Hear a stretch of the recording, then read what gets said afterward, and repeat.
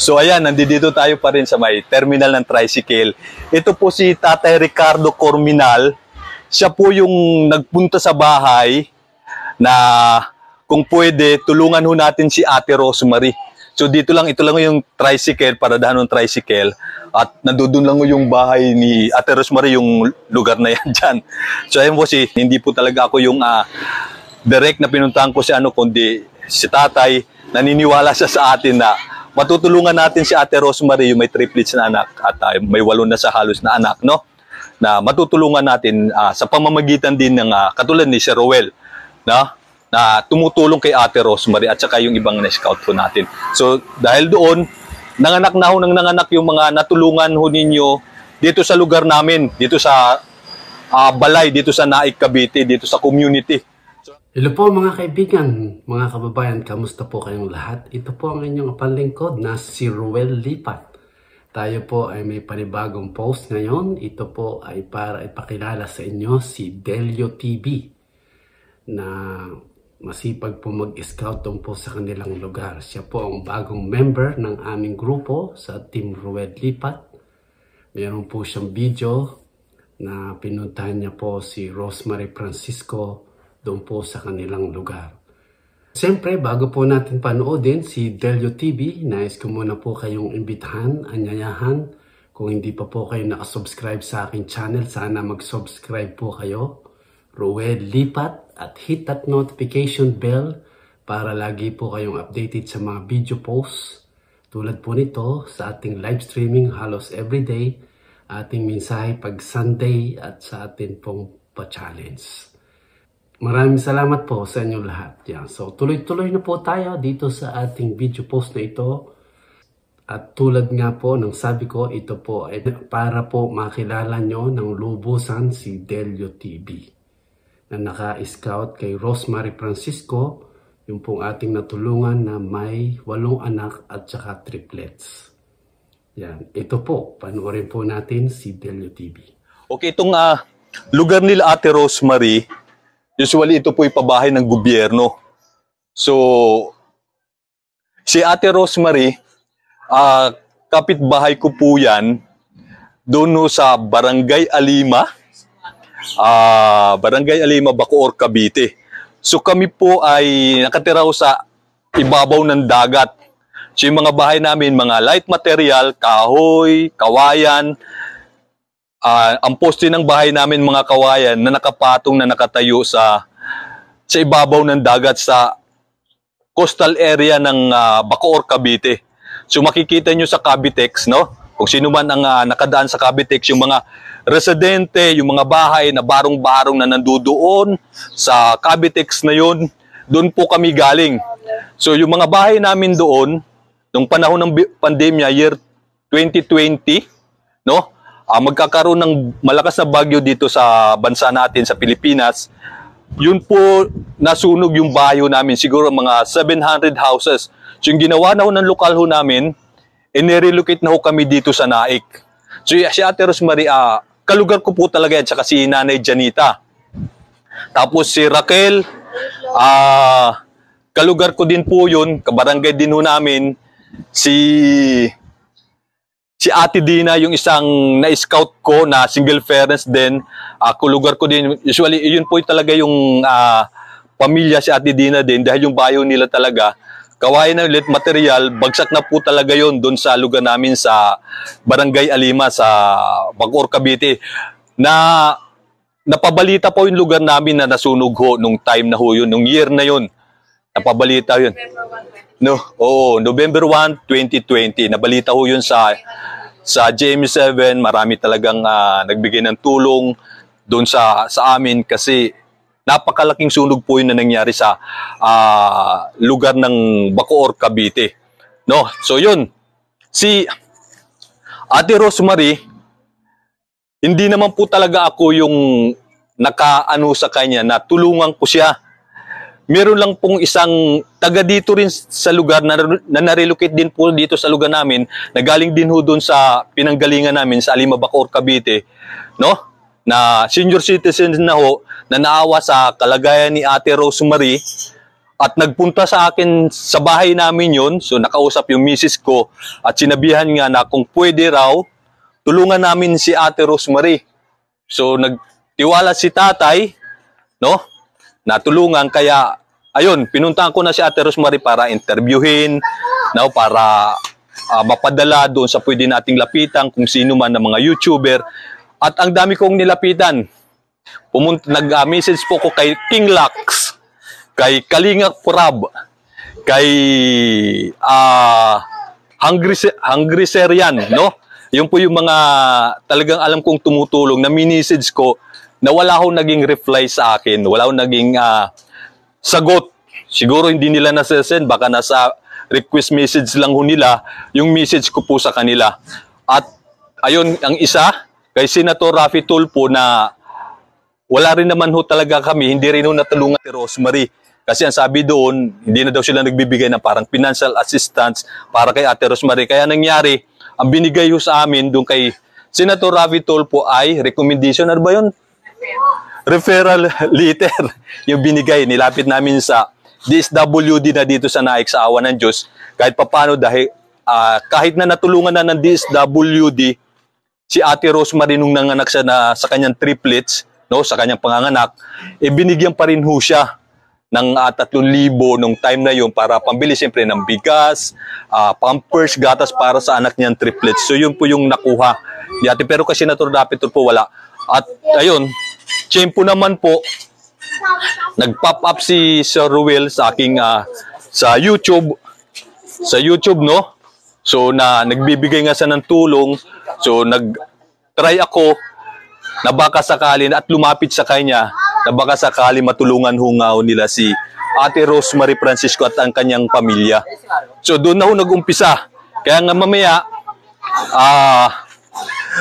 pupuntahan ko si Kuya na nagpunta sa bahay na unang humingi ng tulong sa akin na nakiusap na kung pwede nga tulungan natin si Ate Rosemary, no?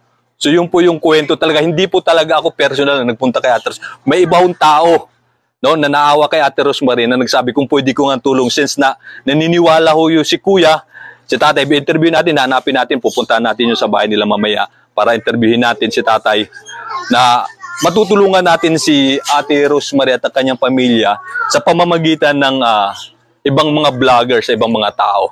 So ako, wala pa naman ho talaga akong sahod sa YouTube dahil kung sumasahod ako sa YouTube at malaki na talaga akong ang aking community sa YouTube, hindi na ako makikiusap sa mga iba pang mga vloggers na alam ko makilala na mga tumutulong para lumapit at makiusap sa kanila. Ako na lang personal, no?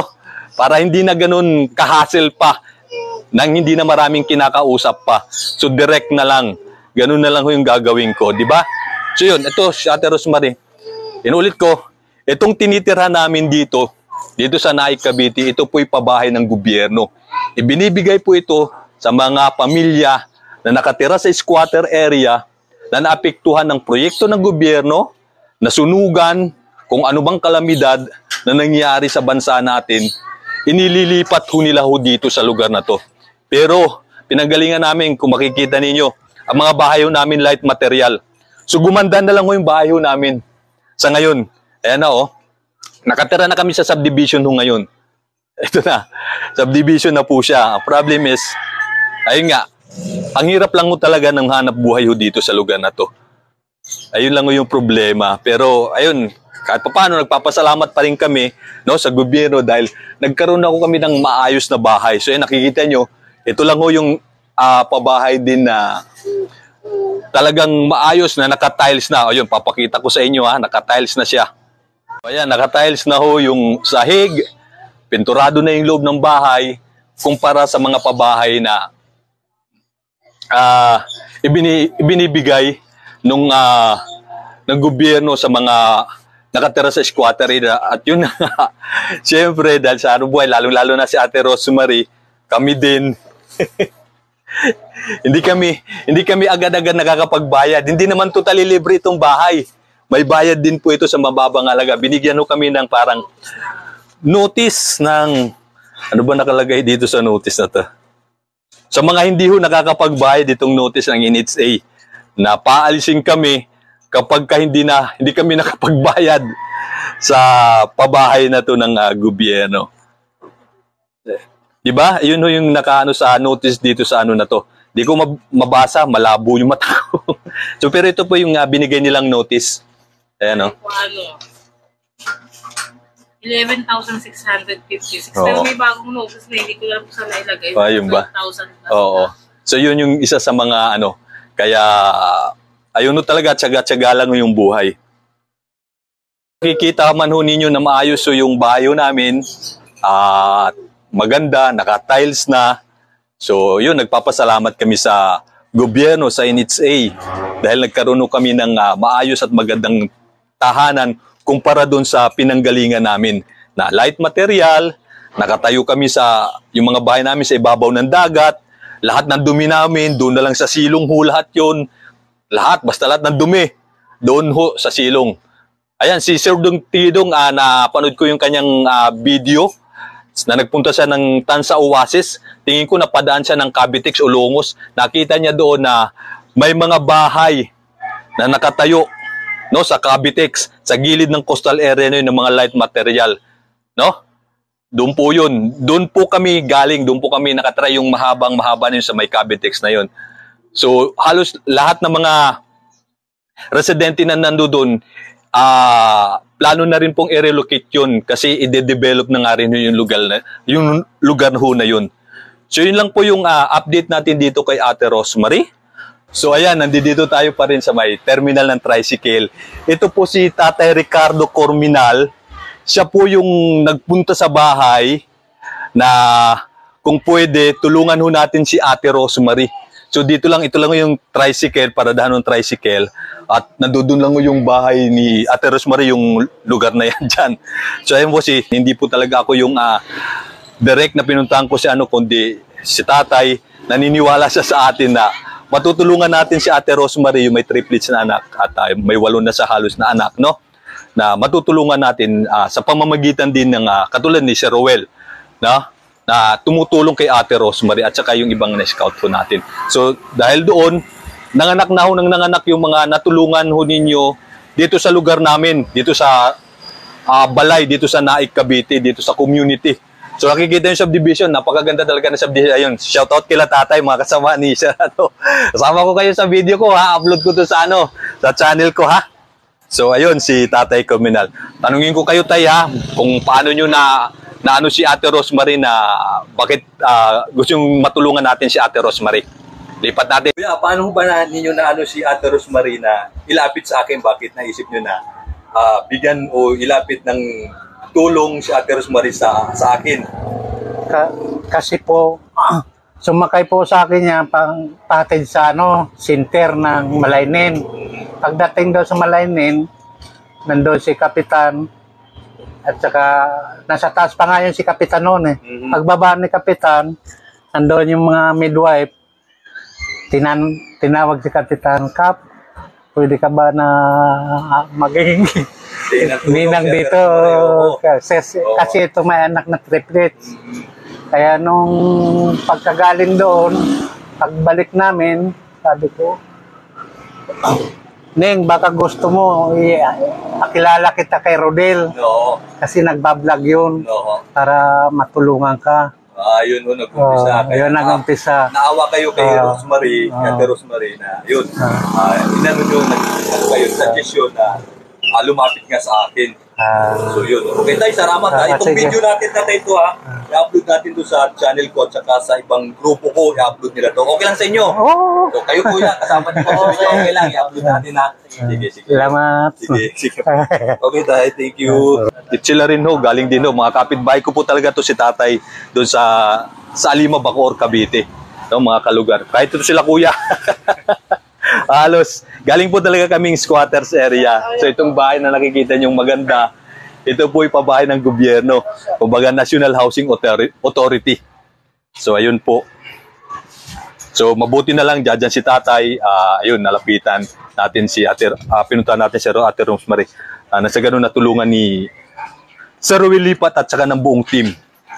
Okay, tay, salamat sa iyo ha. Thank you sa inyo. Salamat sa inyo.